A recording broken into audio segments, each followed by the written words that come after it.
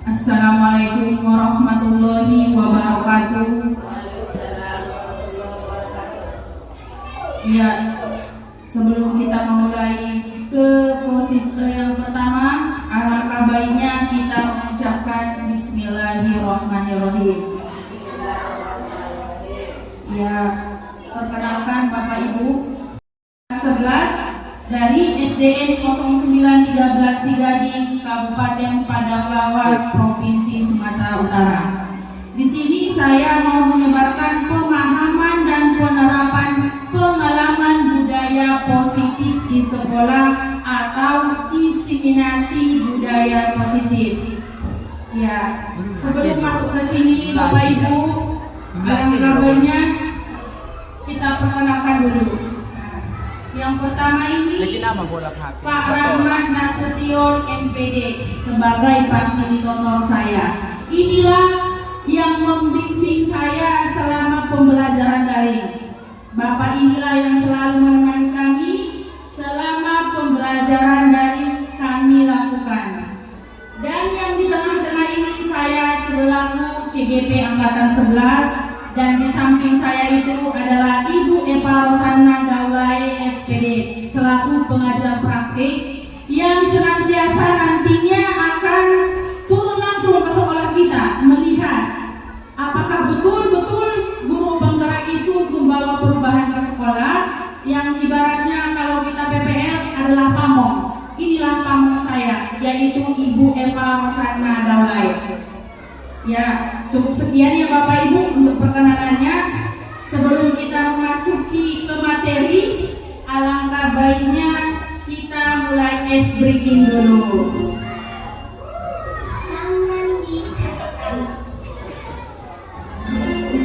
Ya, boleh berdiri Bapak Ibu.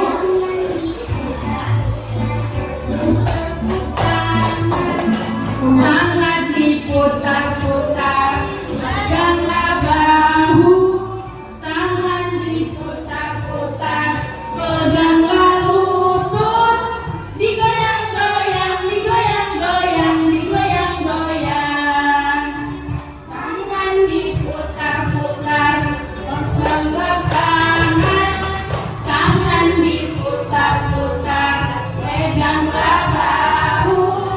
Tangan diputar-putar, peganglah lutut. Digoyang-goyang, digoyang-goyang, digoyang-goyang. Putar-putar, diputar ke atas. Diputar-putar, diputar ke bawah. Diputar-putar, diputar ke kanan. Diputar-putar, diputar ke kiri. Dengan Bapak pendidikan kita, yaitu Bapak Ki Hajar Dewantara, yang selalu mengumpamakan sekolah itu sebagai ladang, tempat benih-benih ataupun bibit agar bisa berkembang secara maksimal. Maka petani dapat memperbaiki kondisi tanah, memelihara bibit tanaman, memberikan pupuk dan air, membasmi ulat-ulat atau jamur yang mengganggu hidup bibit tanaman. Ya, seperti kita di sini ya Bapak Ibu, kita itu seperti petani ataupun pekebun, di mana benih-benih itu adalah peserta didik kita. Di sini kita memperbaiki tanahnya, berarti kita pertama memperbaiki kondisi dulu, berarti lingkungan kita dulu. Lingkungan kita ini udah nyaman gak? Udah bagus gak? Nah, dan yang kedua itu memelihara bibit tanaman. Memelihara bibit tanaman ini seperti memelihara peserta didik kita. Kata Pak Ki Hajar Dewantara, kalau peserta didik itu tidak ada yang bodoh, dan juga bibit ini pun tidak ada yang tidak baik. Semua bagus. Memberikan pupuk dan air. Memberikan pupuk dan air di sini itulah tugas kita, memberikan pembelajaran yang baik, yaitu pembelajaran yang berpusat kepada murid, bukan pembelajaran yang berpusat kepada guru. Ulat-ulat atau jamur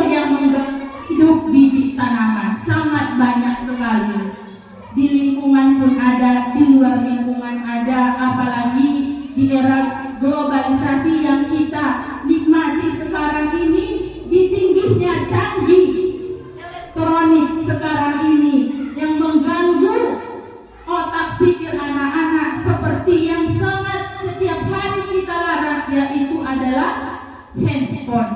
Salah penggunaan handphone. Alasannya ada WhatsApp dari guru, ada tugas dari guru, tahu-tahunya anak main game di sudut kamarnya. Betul apa tidak Bapak Ibu? Ya, dari uraian tersebut kita dapat memahami bahwa sekolah diibaratkan sebagai tanah bercocok tanam, sehingga guru harus mengusahakan sekolah jadi lingkungan yang menyenangkan, menjaga dan melindungi guru, murid, dan hal-hal yang tidak baik. Dengan demikian, karakter murid tumbuh dengan baik sesuai dengan profil pelajar Pancasila.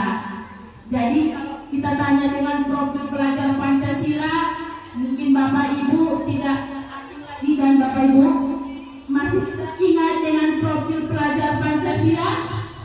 Yang pertama itu beriman dan bertakwa kepada Tuhan Yang Maha Esa dan berakhlak mulia. Dan yang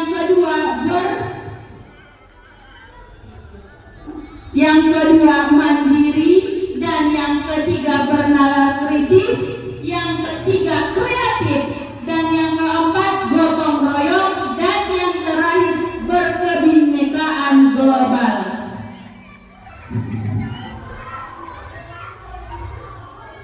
Kita lanjut Bapak Ibu, tujuan pendidikan yaitu seperti yang saya bilang dari tadi, yaitu menurut Ki Hajar Dewantara, tujuan pendidikan adalah menuntun segala kodrat yang ada pada anak-anak agar mereka dapat mencapai keselamatan dan kebahagiaan yang setinggi-tingginya, baik sebagai manusia maupun sebagai anggota masyarakat. Oleh sebab itu, pendidik itu hanya dapat menuntun tumbuh atau hidupnya sebuah kodrat yang ada pada anak-anak agar dapat memperbaiki lakunya, bukan dasarnya.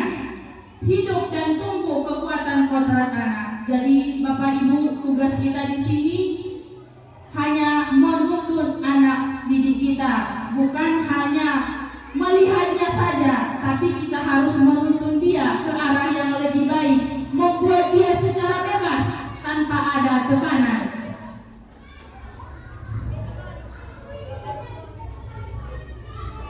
Ya, dari pemaparan yang seharusnya saya lanjutkan di sini ialah inilah intinya Bapak Ibu, yaitu budaya positif.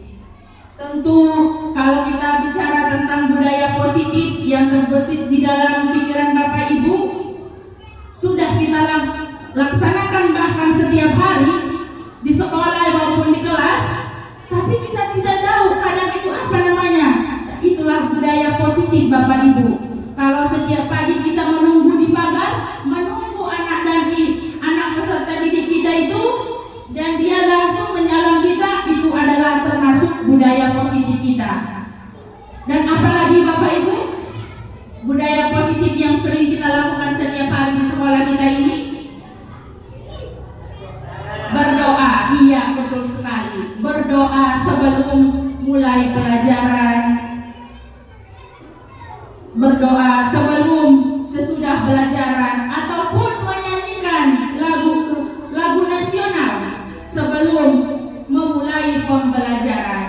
Ya, di mana budaya positif di sekolah yaitu nilai dan kebiasaan di sekolah yang berpihak pada murid agar mereka dapat berkembang menjadi pribadi yang kritis, penuh hormat dan tanggung jawab sesuai dengan pelajar Pancasila. Sekarang sangat jauh beda kalau kita tengok anak-anak seperangan lewat di depan kita. Kalau saya dulu lewat dari depan guru, saya takut, apalagi di luar sekolah. Ada ibu guru, tentu kita segan. Tapi kalau sekarang luar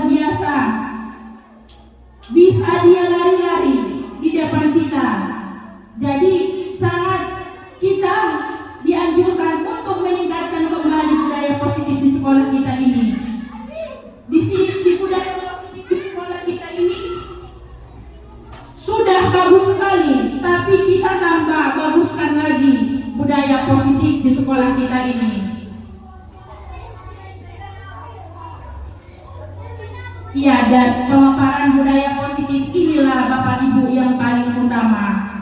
Konsep utama budaya positif. Yang pertama, disiplin positif dan nilai-nilai kebajikan. Dan yang kedua, teori motivasi, hukuman dan penghargaan restitusi. Yang ketiga, keyakinan kelas. Dan keempat, kebutuhan dasar manusia. 5, posisi kontrol guru. Dan terakhir, segitiga restitusi.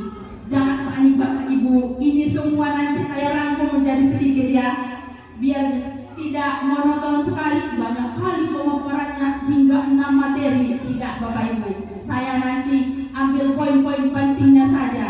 Yang penting kita bisa melaksanakannya dengan bagus dan tanpa paksaan.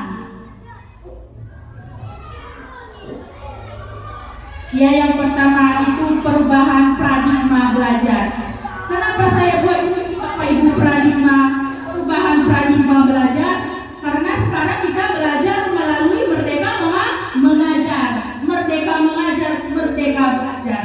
Dalam membangun budaya positif di sini, sekolah dapat menyediakan lingkungan yang positif, aman dan nyaman, agar siswa mampu berpikir, bertindak dan mencipta dengan merdeka, mandiri dan bertanggung jawab. Disiplin sangat berkaitan dengan kontrol guru terhadap siswa.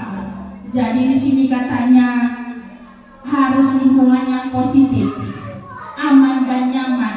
Kalau kita bicara tentang lingkungan yang positif, aman dan nyaman, berarti kita beralih ke profil pelajar Pancasila, yaitu mulai dari beriman dan bertakwa kepada Tuhan Yang Maha Esa, bergotong royong, harus menjadikan murid kita harus mandiri, kreatif, bernalar kritis dan berkebinekaan global. Dia tahu semua, bukan hanya di sini budaya Batak saja, tapi ada juga Jawanya, ada juga non-Islamnya.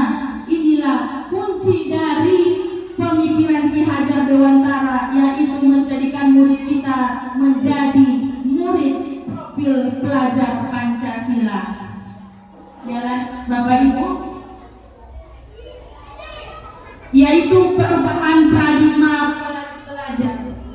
Perubahan paradigma belajar ataupun teori kontrol atau ilusi Bapak Ibu, ilusi kontrol. Yang pertama, ilusi guru mengontrol murid. Bisa kita mengontrol murid kita? Bisa, tetapi harus di depan kita. Misalnya ambil dulu sampahnya mah, tapi kalau kita tidak lihat dia di depan kita, pasti dia tidak ambil.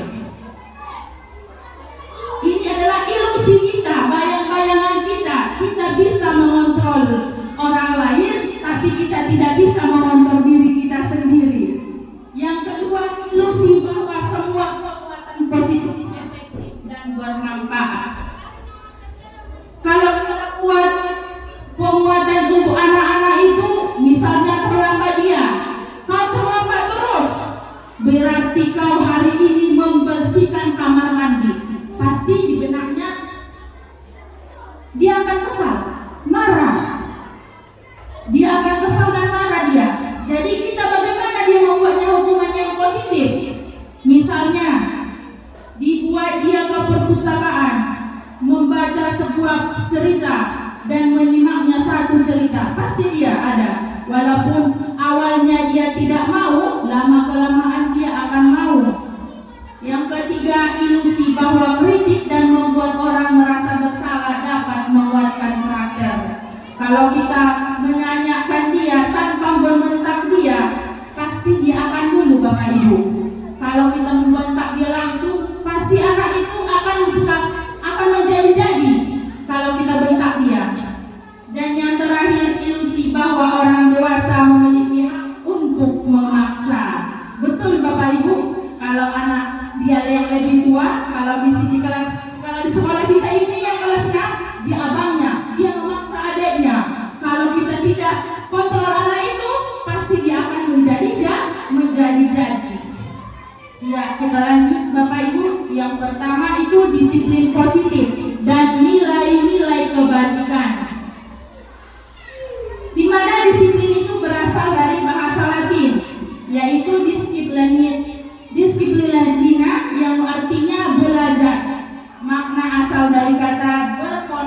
dilandasi dengan disiplin diri dari murid-murid. Disiplin diri membuat orang menggali potensinya menuju sebuah tujuan apa yang dia hargai. Jadi disiplin ini bukan hanya peraturan, tapi dari diri kita sendiri. Kalau kita buat itu peraturan, dia itu sebuah tekanan. Misalnya kalau setiap hari Senin pasti ibu kepala datang duluan. Ada sebagian itu ya Bapak Ibu, kalau dia datang pertama berarti dia orang yang paling disiplin. Bukan di hari upacara aja yang ibu bapak yang pertama, tapi dia selalu di hari piketnya yang dia datang. Hari piketnya dia selalu datang pertama karena harus disiplin.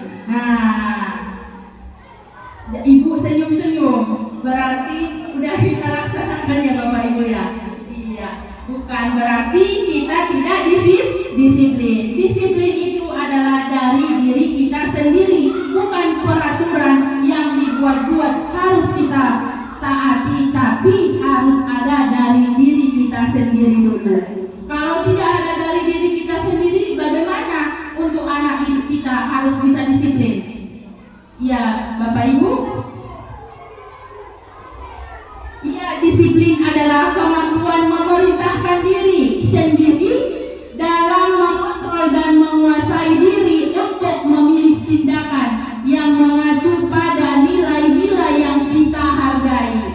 Ya, dengan penuh tanggung jawab tanpa diperintahkan orang lain. Ini dia Bapak Ibu. Yaitu tanggung jawab kita tanpa diperintahkan orang lain. Terkadang Bapak dan Ibu guru ada sebagian itu kalau diperintahkan atasannya dia selalu number one. Dan tapi kalau di belakang dan kepala ibu kepala dia selalu di belakang. Jadi tidak lagi ya Bapak Ibu ya, harus kita tanamkan disiplin di sekolah kita ini, disiplin dalam diri kita sendiri ini. Nilai-nilai yang kita hargai, kalau kita buat dari diri kita sendiri, tentu orang lain pun akan menghargai kita. Ya, lanjut Bapak Ibu, nilai-nilai kebajikan. Nilai-nilai kebajikan universal adalah prinsip-prinsip moral yang dianggap sebagai panduan perilaku yang baik dan benar oleh banyak budaya dan agama di dunia, seperti kejujuran, keadilan, keselamatan, tanggung jawab, dan kepedulian, dan lain-lain. Inilah nilai-nilai kebajikan universal.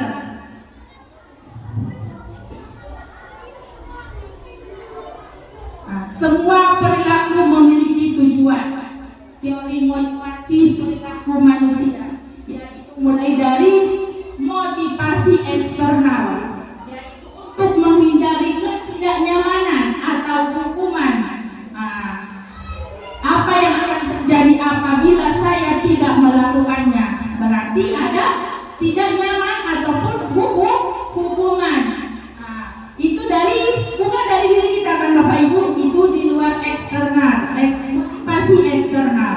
Dan yang kedua, untuk mendapatkan imbalan dari orang lain atau instruksi apa yang akan saya dapatkan apabila saya melakukannya. Ini juga termasuk motivasi eksternal. Dan yang terakhir, untuk menghargai diri sendiri. Inilah yang harus kita tanamkan Bapak Ibu. Tujuan disiplin positif ini, saya akan menjadi orang yang seperti apa apabila saya melakukannya. Kita melakukan ini tanpa ada tekanan. Kita datang setiap hari ke sekolah dengan tuntunan, bukan ada tekanan. Jadi inilah Bapak Ibu, tujuan disiplin positif ini harus dari diri kita sendiri dulu, baru kita bisa menjadikan tujuan disiplin positif ini baik di sekolah kita maupun di dalam kelas kita masing-masing. Ya, kita lanjut Bapak Ibu, hukuman dan sanksi konsekuensi. Ya, ini ada sedikit cerita kita pemantik Bapak Ibu. IPA kurang menguasai pelajaran matematika, sehingga pada saat pelajaran tersebut berlangsung, dia lebih banyak berdiam diri atau menggambar di buku pelajaran.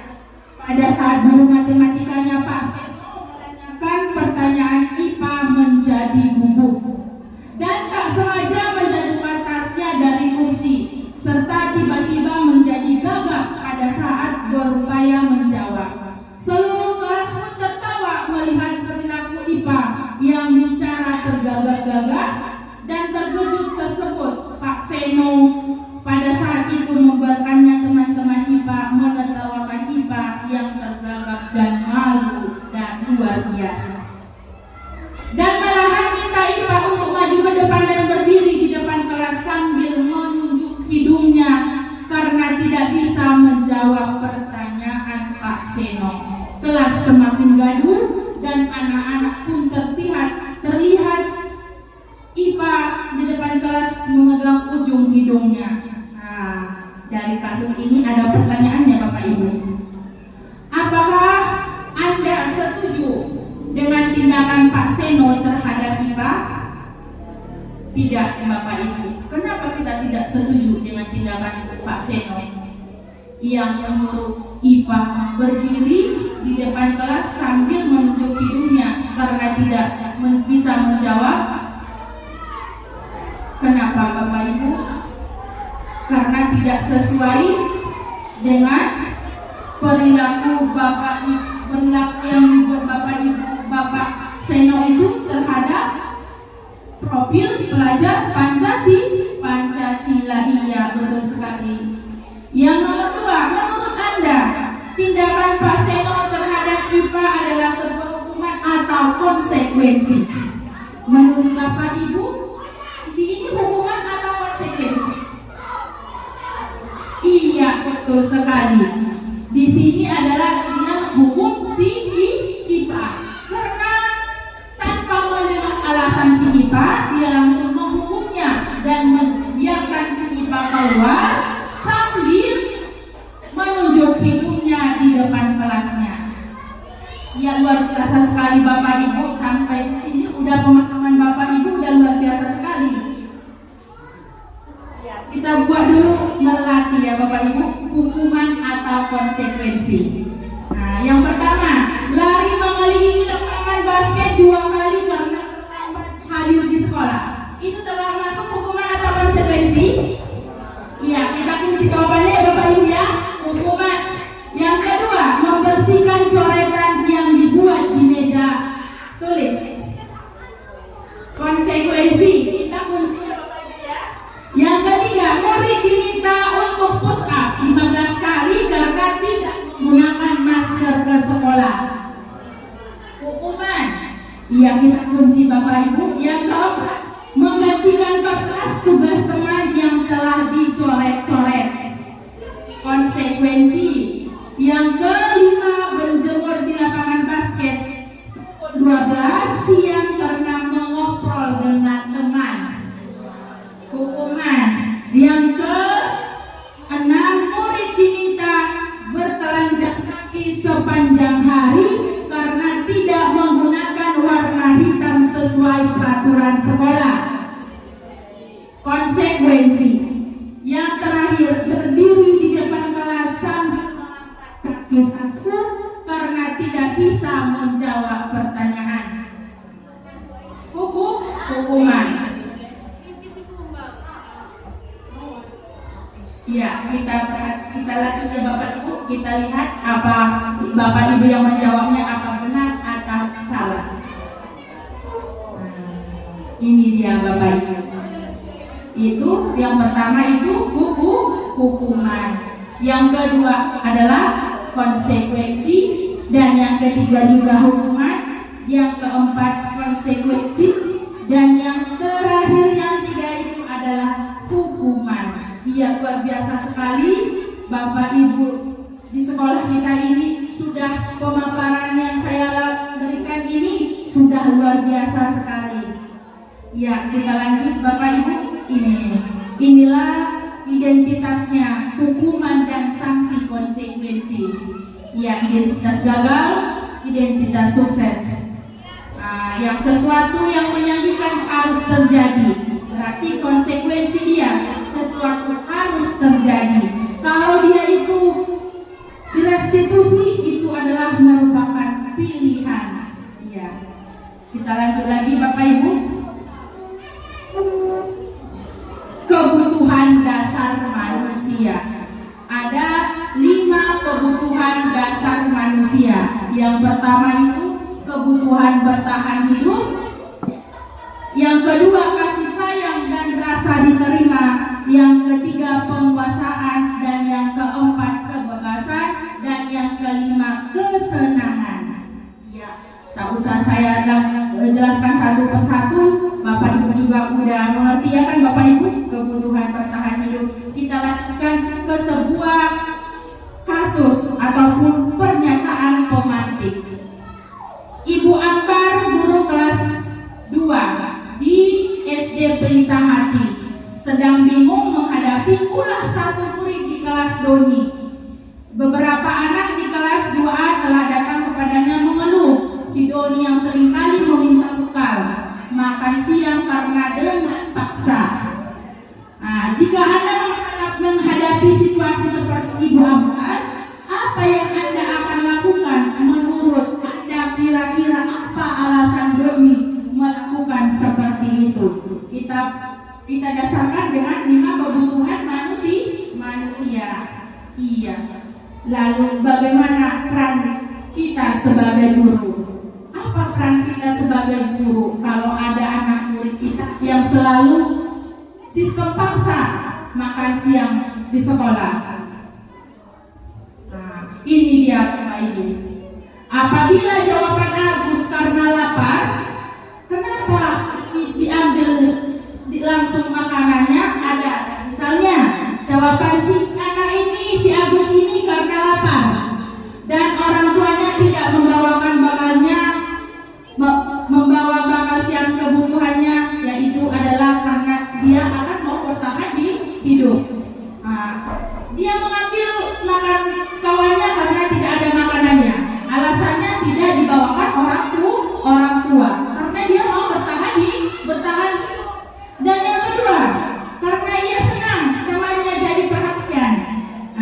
Ya di sini berarti si Agus ini adalah butuh kasih sayang.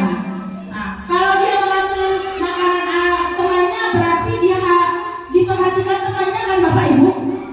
Berarti si Agus ini ingin dicinta dan dikasih sayang.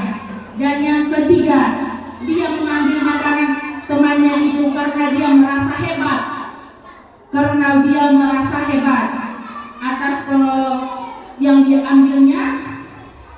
Jadi takut dan menuruti keinginan kebutuhannya. Dia di sini adalah kebutuhannya. Dan yang keempat, karena selalu membawakan bekal yang sama kebutuhan. Di sini dia merasa bosan, dia mau kebebasan. Kadang anak-anak setiap pagi kita kasih bekalnya telur dadar atau telur bulat, pasti anak-anak merasa bosan kan Bapak Ibu? Iya, jadi anak-anak juga ada rasa kebebasan. Ada rasa kebebasannya, mau menu apa yang dia mau. Dan yang terakhir, kebutuhannya adalah kesenangannya. Terkadang dia senang jadi perhatian di kelas kita. Iya, kita lanjut ya Bapak Ibu. Restitusi posisi kontrol guru. Ada 5 posisi kontrol guru. Yang pertama, pembunuh. Yang kedua, membuat rasa bersalah. Dan yang ketiga, teman. Dan yang keempat, pemantau. Dan terakhir, manajer. Di sini saya tidak memaparkannya, tapi saya memperlihatkan kepada Bapak Ibu sebuah video yang terjadi di sekolah dengan posisi kontrol guru.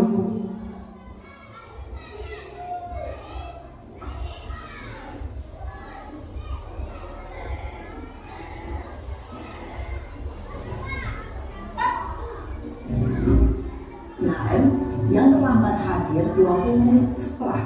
Dan jadi kamu bagaimana tuh posisi kamu? Ini masalah. Sini.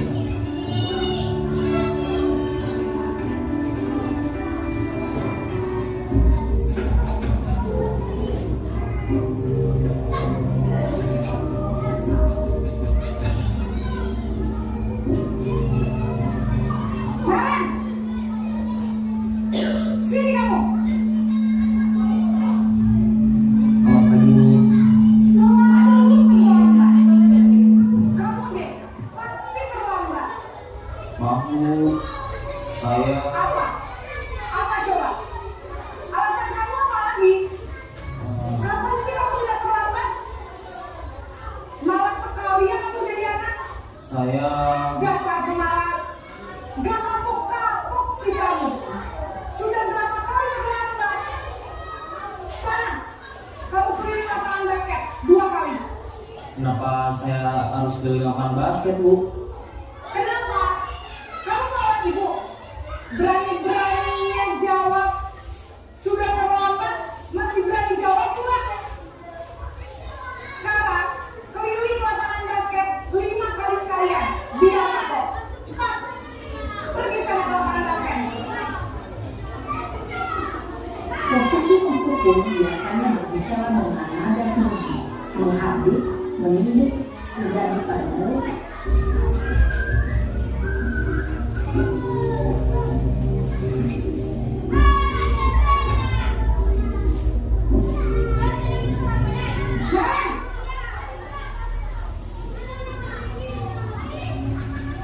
Selamat pagi Bu.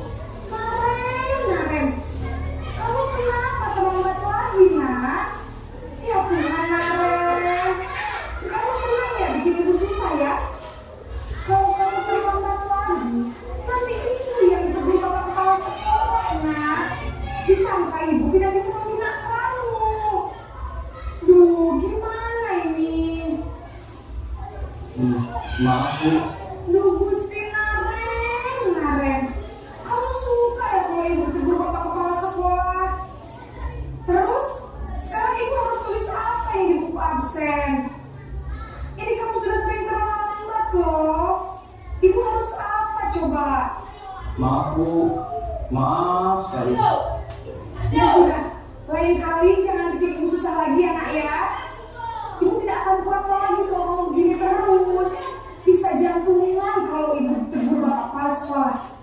Sana cepat kelas. Maaf ya Bu, maaf sekali. Posisi pembuat rasa bersalah berbicara dengan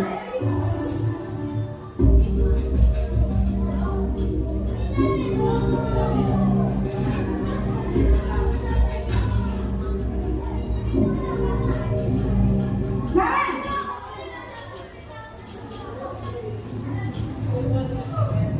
Selamat pagi Bu. Wah, sudah jam berapa ini nak? Terlambat lagi ya sayang. Iya Bu, habis teman saya udah bangun saya Bu. Kamu malah menyalahkan ibu kamu. Kamu bukannya anak yang larinya paling kencang. Kok terlambat sih? Iya Bu, saya memang selamat bangun tadi. Jadi biarpun saya lari kencang, tetap gak kencang Bu. Ya sudah sana. Nanti lain kali larinya lebih kencang lagi ya. Biar gak terlambat lagi. Bikin seneng ibu demi ibu. Bisa kan? Bisa lah Bu. Ya sudah sana masuk kelas. Ibu beresin urusan absen kamu. Kamu ini ada-ada saja.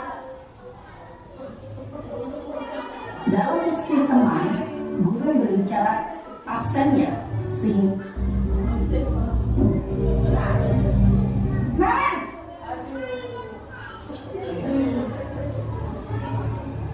Selamat pagi Bu. Naren, apa peraturan sekolah kita tentang jam berapa kita harus masuk sekolah, nak? Kita harus di sekolah jam 7 Bu. Iya betul, sekarang sudah jam 7.20. Naren sudah tahu konsekuensinya jika terlambat hadir. Paham Bu, saya harus tinggal kelas pas jam istirahat selama 20 menit. Iya benar, konsekuensinya demikian. Jadi nanti jam 9.30 pas istirahat, kamu harus tinggal di kelas, kerjakan tugas tambahan untuk ketertinggalan kamu, ya? Baik Bu. Posisi pemantau mengandalkan penghitungan atau data.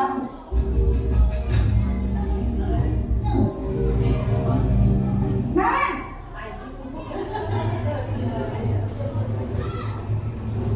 Selamat pagi Bu. Selamat pagi Naren. Maaf Bu, saya terlambat. Iya, sekolah masuknya jam 7, sekarang sudah jam 7.20. Jadi sekarang bagaimana ya Naren? Maaf Bu, saya lupa setel alarm saya semalam. Baiklah, menurut kamu, keyakinan sekolah yang mana yang perlu kamu tingkatkan? Menghargai diri sendiri dan orang lain mungkin ya Bu. Setuju. Jadi, apakah Naren meyakini prinsip saling menghormati tersebut? Iya Bu, saya meyakininya. Apakah Naren bersedia memperbaiki masalah keterlambatan ini? Bersedia Bu. Bagaimana kamu akan perbaiki masalah keterlambatan ini? Saya akan coba untuk tidak lupa menyetel alarm saya Bu. Baik, kalau Naren lupa menyetel alarm di rumah, ada orang yang kira-kira bisa bantu mengingatkan tidak? Ada Bu, ada saya, Kak Emma. Ada lagi selain Kak Emma? Selain Kak Emma, ada ibu saya.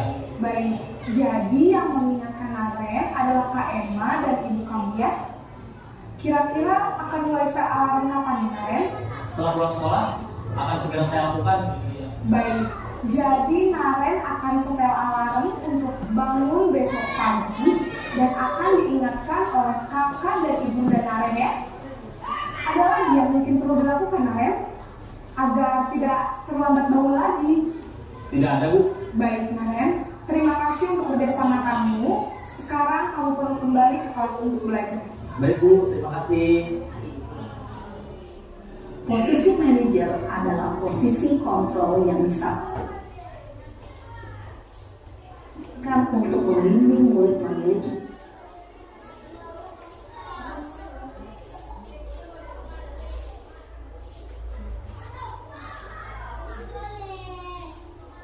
sikap disiplin yang positif, yaitu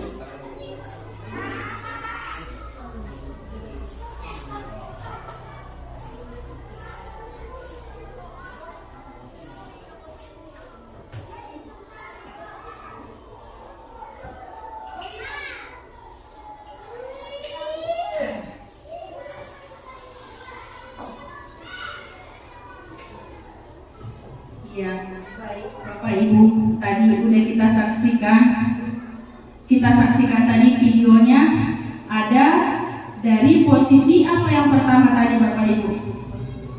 Penghukum, yaitu menghardik, nunjuk, menyakiti ataupun menyindir peserta didik. Dan yang kedua itu pembuat merasa bersalah.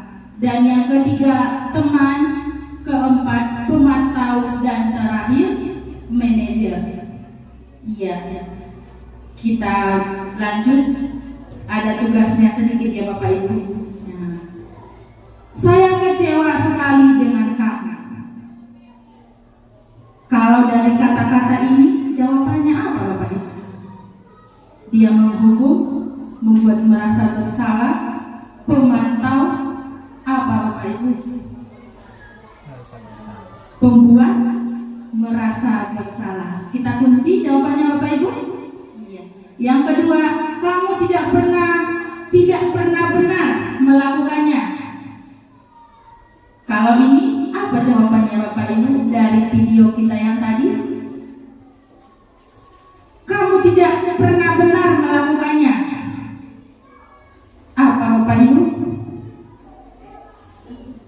Pemantau, penghukum, ya kita kunci penghukum. Yang ketiga, ayolah lakukan demi ibu atau bapak. Nah, ini apa Bapak Ibu? Teman, bagus sekali Bapak Ibu. Dia posisi teman. Yang keempat,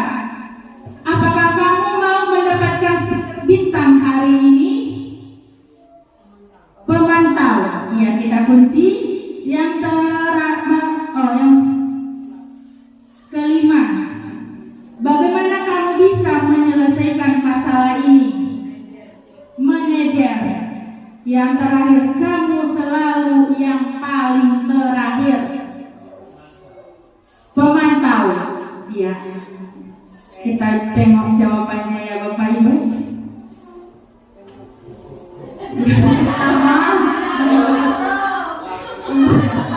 Pertama, membuat orang merasa bersalah.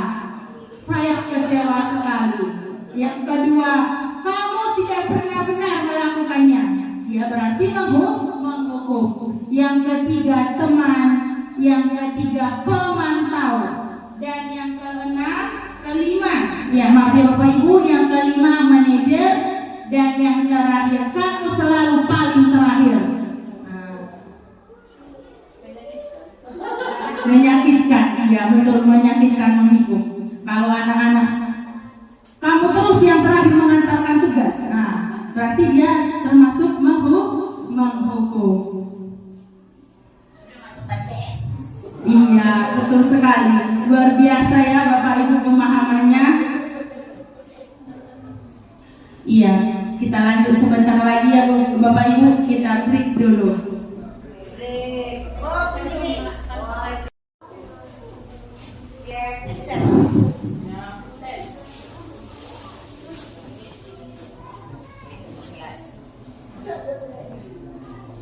Iya, kita lanjut Bapak Ibu. Keyakinan kelas.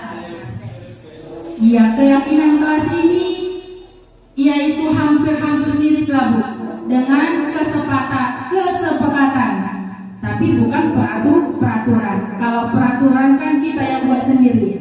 Tapi kalau keyakinan kelas kita ini yaitu nilai-nilai kebajikan yang ada pada diri anak didik kita, yang berkolaborasi dengan wali kelasnya masing-masing ataupun guru yang masuk ke kelas itu. Kita buat dia keyakinan kelas namanya. Apa sih keyakinan kelas itu? Yaitu keyakinan kelas itu ialah nilai-nilai kebajikan atau prinsip-prinsip universal yang disepakati bersama secara universal, lepas dari perbedaan agama, suku, negara, dan bahasa. Di sini berarti nilai-nilainya positif. Berarti tidak boleh terlambat, itu peraturan. Tapi kalau di sini kita buat keyakinan kelasnya itu datang tepat waktu. Kita hilangkan nilai negatifnya, kita masukkan dengan nilai positifnya. Coba kita buat Bapak Ibu di kelas kita masing-masing. Tentu akan terciptanya budaya positif di kelas kita. Bagaimana kita buat kelas kita itu menjadi unik, menjadi aman dan nyaman terhadap anak murid, yaitu ada rasa tanggung jawabnya, ada rasa disiplinnya, ada rasa berkebinekaan globalnya, sehingga anak didik kita menjadi profil pelajar Pancasila. Tentu akan seru Bapak Ibu kalau kita lakukan di kelas kita membuat keyakinan kelas. Ya, kita lanjut Bapak Ibu.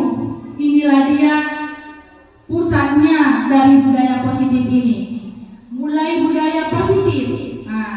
Utamanya itu adalah lingkungan sekolah kita, baru keyakinan kelas. Dari keyakinan kelas kita ini akan menjadi peraturan kelas. Tidak boleh piket. Berarti harus ada peraturannya juga. Piket ataupun membersihkan ke kelas. Tidak boleh membuang sampah. Berarti buanglah sampah pada tempatnya. Iya, betul sekali Bapak Ibu. Peraturan selalu kembalikan buku ke tempatnya. Ini sebagai contoh ya Bapak Ibu. Kalau kita buat di situ peraturan kan selalu kita buat itu letakkan ke tempatnya. Di mana kau dapat letakkan di situ juga. Anak-anak tidak tahu di mana didapat. Kadang di meja didapat, diletakkannya di meja. Berarti di sini di keyakinan kelasnya itu nilai kebajikan apa yang ada pada diri anak itu? Iya Bapak Ibu, pembentukan keyakinan kelas. Singkat saja ya Bapak Ibu, kita jelaskan pertama kepada anak murid kita dulu, apa itu keyakinan kelas, bagaimana kelas kita itu harus menjadi kelas yang nyaman, bagaimana kita buat, apakah tidak berpakaian yang rapi. Tentu anak-anak semua akan menulisnya satu persatu, dia mau seperti ini. Kalau tidak mengerjakan PR janganlah dihukum. Ada kan anak-anak seperti itu, dia tidak mau dihukum, tapi dia mau penghargaan ataupun hadiah, ataupun kalau saya berbagi cerita ya Bapak Ibu, kalau saya tidak sering memberikan hadiah, tapi selalu saya memberikan hadiah punten kalau kita di sini, yaitu dengan stiker, stempel nilai yang ada foto saya dengan nama saya, dengan ada di situ stikernya. Anak-anak selalu senang. Jangan, tidak harus dengan materi Bapak Ibu, tidak harus dengan makanan. Anak-anak dengan mendapatkan stempel itu saja pun akan lebih semangat. Iya Bapak Ibu, inilah dokumentasi penerapan keyakinan kelas yang saya lakukan. Anak-anak sangat antusias. Dia buat satu-satu. Jadi kalau kebanyakan anak-anak itu menyontek dengan temannya kan Bapak Ibu. Dia maunya tidak saling menghargai, tidak boleh berantem di kelas.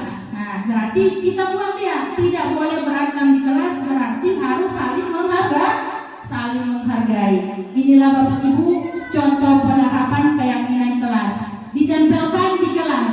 Jadi setiap hari dia selalu membacanya, keyakinannya. Jadi keyakinan menjadi kesepakatan kelas. Ya, kita lanjut Bapak Ibu. Segitiga restitusi.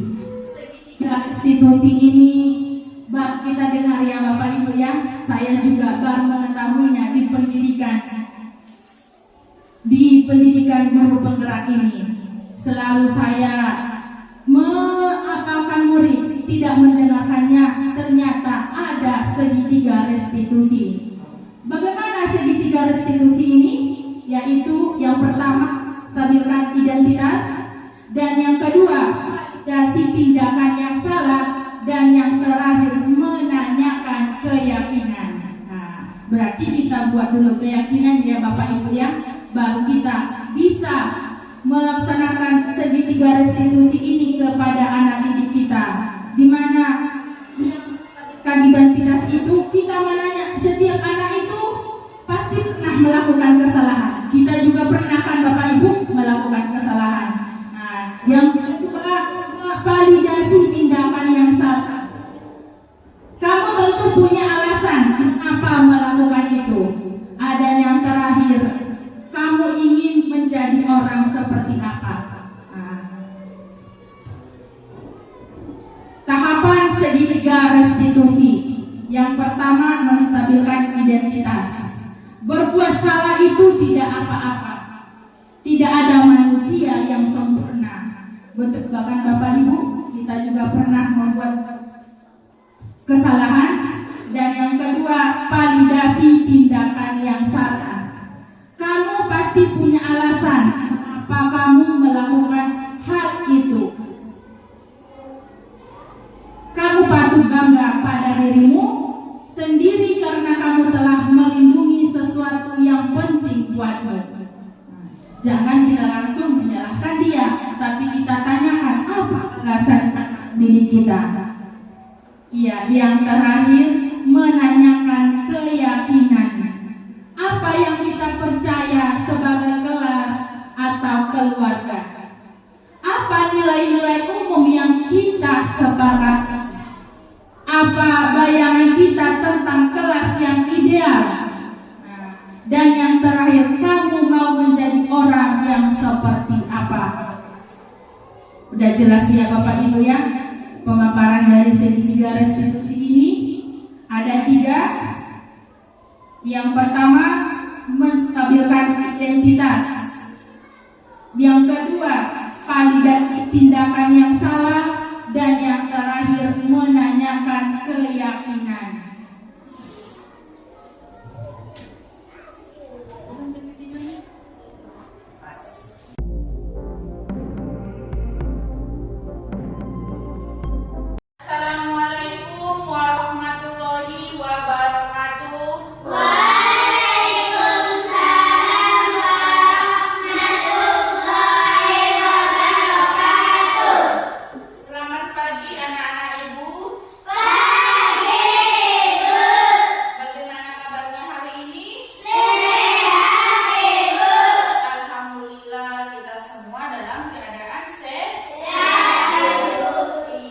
hari ini kita akan membuat keyakinan kelas. Ada yang tahu keyakinan kelas? Iya, Ibu. Ya, keyakinan kelas ini sama dengan kesepakatan kelas. Kesepakatan kelas itu hampir mirip dengan peraturan-peraturan. Peraturan-peraturan itu tahu kan? Kalau di sekolah kita kan ada peraturan ada tata tertib sekolah. Peraturan ke sekolah, tata tertib sekolah, pakaian yang harus bagaimana, itu adalah peraturan-peraturan sekolah. Kalau di kelas kita namanya keyakinan kelas. Keyakinan kelas itu berarti nilai-nilai yang ada pada diri kita. Bagaimana supaya kelas kita ini menjadi aman, nyaman, dan menyenangkan antara murid dengan wali kelas ataupun dengan guru-guru yang lain yang masuk ke kelas kita. Iya, contohnya Ibu buat. Misalnya Ibu buat dulu yang ada kata-kata negatifnya ya. Tapi kalau nanti keyakinan kelas kita ini tidak ada kata-kata negatif. Misalnya si Airin dia sering terlambat, dilarang terlambat gitu kan.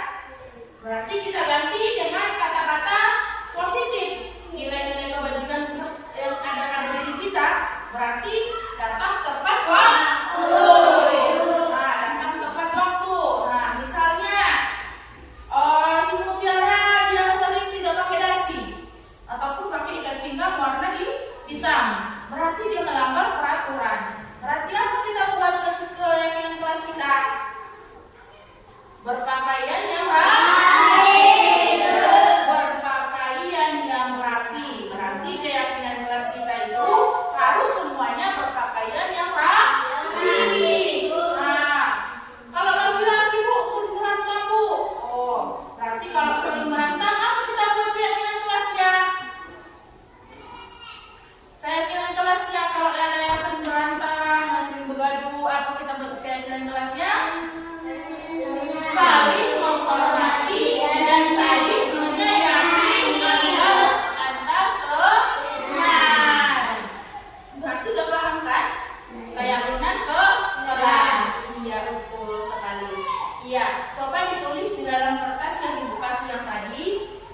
Buat di situ satu aja nilai-nilai kebajikan yang ada pada dirimu supaya nanti keyakinan kelas kita itu akan terbentuk dengan bagus. Nanti kalau udah siap boleh teman-teman ke depan satu persatu secara tertib ya.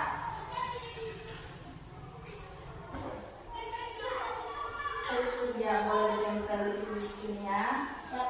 Iya betul. Belajar dengan sungguh-sungguh. Ya lanjut boleh berpikiran. Boleh buat orang ke depan pun boleh.